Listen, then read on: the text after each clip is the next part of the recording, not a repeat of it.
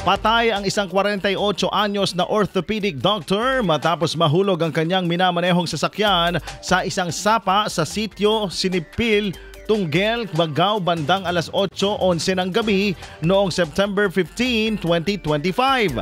Kinilalang biktima na si Dr. Nixon Cabukana Javier, residente ng Barsat East, Bagao. Ayon sa investigasyon, patungong Tuguegarao City si Dr. Cabukana sakay ng kanyang puting pickup truck na hindi niya napansin ang makitid na tulay dahil sa malakas na ulan. Bumangga ang sasakyan sa nakatambak na buhangin na nagsisilbing harang, umakyat sa bakal na gilid ng tulay bago tuluyang nahulog ng pabaliktad sa sapa. Agad siyang isinugod ng Rescue 116 sa Bagao District Hospital, ngunit idineklara siyang dead on arrival ng attending physician na si Dr. Salvador de Guzman.